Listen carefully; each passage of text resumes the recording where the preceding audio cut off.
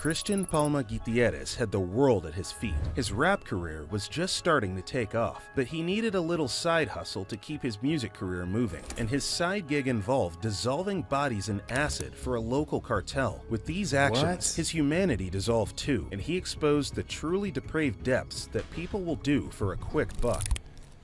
For $160? Christian Palma Gutierrez has been rapping since his teens, and as he grew into his 20s, showed a lot of promise. He amassed 125,000 YouTube subscribers and had 2 separate Facebook pages with a combined 140,000 followers. He was also scheduled to perform at a music festival in April 2018. He rapped about drugs and violence, with one song named Death Has No Schedule. He portrayed the typical image of a gangster rapper who drove fast cars and motorcycles around poor neighborhoods. Through his YouTube channel, he made $155 to $310 per month, and at 24 years of age, Gutierrez now had a wife and children he needed to provide for. His producer Sismo said he had dreams of growing, of making a living from this, so his parents wouldn't have to struggle anymore, so his family could get ahead. But this video showed a gruesome side to him, which the people who worked with him and his fans thought was fictional. One video showed footage of a bloodied man on the ground with his hands tied. His producer explained, in Oba's case, regarding the video of the tied-up man, it was symbolic, saying he was killing them with his music. In another one of his songs, he raps, quote, "My voice will be the house where they rest in peace, so they are tormented in darkness, but they'll like it." Although the rap career was on the rise, it wasn't paying the bills.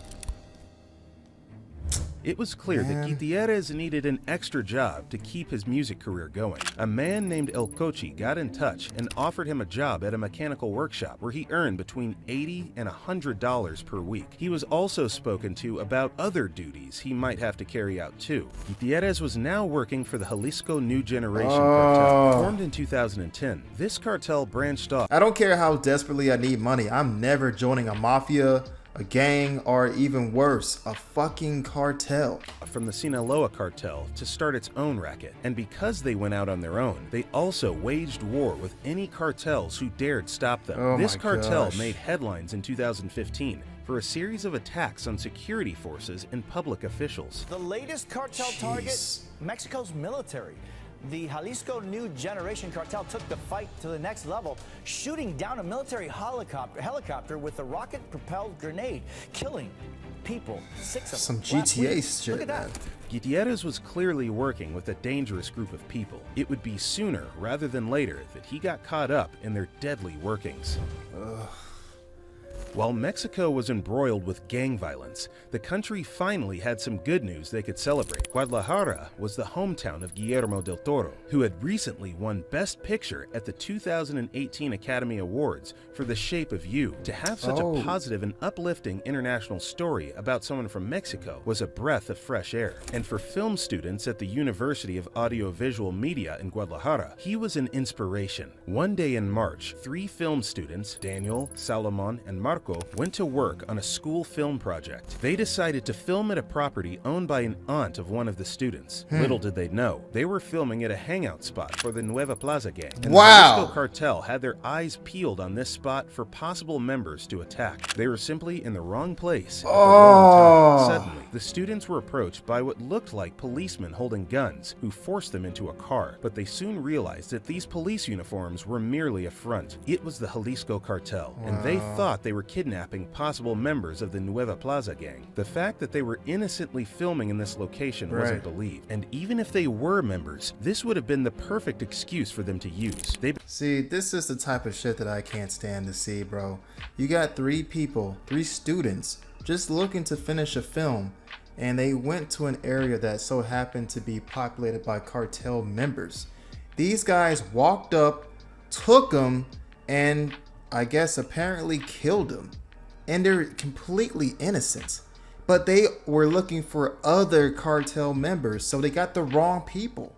I'm not saying that all of Mexico is bad, but just like here in America, there's like certain areas that you just gotta really watch out for, even more so in Mexico, I believe, because there's just a whole fucking gang war happening over there, and you got to be careful. There's some areas that you just cannot go in, and you might get kidnapped. So that's really sad, man. He began beating them, and these beatings took such a toll that one of them died. The other two were now witnesses to their murder, so they needed to be killed too. Wow. That night, at 3 a.m., Gutierrez received an urgent call on his phone. It was from the cartel, and they made reference to pozole, a famous Mexican soup. Gutierrez knew that it would be a different type of soup he would be working on. He told his wife that he was urgently needed at the mechanic workshop. You gotta be kidding me, Uber man. ride over. When he arrived, there was a water tank and 3 lifeless bodies. They were tossed into an acid bath head first. The tank was full of hot sulfuric acid. This would firstly dissolve the skin tissue and organs. What? Then eventually dissolve bones and teeth. Sometimes the bath needed to be stirred too, which would speed up the process. But this process takes quite a long time. In fact, Gutierrez left the bodies on the tank to dissolve by themselves and arrived 2 days later to see if it had done its job. If there were any traces of the bodies left, the remaining fluid would go into a drain, and any sludge would be dumped in a nearby field. It was an incredibly gruesome job that most people would refuse to do for any amount of money. It just makes me sick to my stomach that certain people out there can just go and do these kind of acts of violence and not have any type of remorse, no type of humility for the individual. I mean, they probably realized that they got the wrong people. Then they try to cover it all up. There's some seriously evil people in this world, man. Gutierrez, meanwhile, was making $160 for this. The disappearance caused outrage across the country. 30,000 people went missing due to the country's ongoing drug wars, and 3 more had just been added to this figure. And behind those figures were loved ones taken from their families and lives ruined forever. You know, I wonder just how many people went missing just solely on the fact that the cartel got the wrong people. 3 days after their disappearance, students from their college held a protest and urged the authorities to find them before it was too late. "We're students, not criminals," they shouted. "Will I be next?" In solidarity with their message, the staff from the university staged a walkout protest the next day. While all of this was happening, Gutierrez was at home watching the coverage of it on TV. In his testimony, he said, quote, "I started watching the news to see what happened, and I saw that 3 students had disappeared, that they had kidnapped them. And the moment that they showed the photos of the missing, I realized that it dealt with the 3 cadavers that I helped Bozolier. It took only a few days for him to get caught and arrested, and the guilt and anguish was building up inside of him so much that he came clean." Wow. Now he's a snitch. Gutierrez was charged with aggravated kidnapping, but is only one of 5 people involved in these murders. And this activity was not a once-off. He was also involved with 3 other murders. The reason why he did these despicable deeds is the most difficult part to understand. He was only making $160 a week, Right. which was hardly a king's ransom. If he was selfish enough to disregard the lives of other people, why was he still willing to jeopardize his rap career? The music festival he was scheduled to perform for in 2018 now had to find someone else. The most charitable explanation is that he was offered a job that he was too afraid to turn down. In prison, Gutierrez was placed under special protection on 3 occasions by the judge. He cooperated with the police, so now he has been deemed a snitch and could be killed by cartel members from inside the prison. He was now an enemy of the cartel, but at least behind these prison walls, he was relatively safe. Gutierrez would not face... I honestly don't think he's safe at all. Because from what I've heard, the cartel is so heavily interwoven into their society that, I mean, you got people who you might not think could have ties with the cartel. So they might have someone come and kill you, and that could be like maybe a CO or somebody who runs the jail, could be working for the cartel. You just never really know. Being made into a soup of acid like the film students. The trial is still ongoing and is believed to be taken to the Supreme Court. In another twist, the property they went to film at was allegedly a beauty shop owned by an aunt of one of the students. However, the aunt also allowed the cartel to use this property as a brothel too. She obviously had no idea that these ties would end up killing her own nephew. Yeah, but how would you not know that? I mean, you let the cartel use that area. Her poor judgment and her incompetence got 3 students killed. Common sense is not so common, man.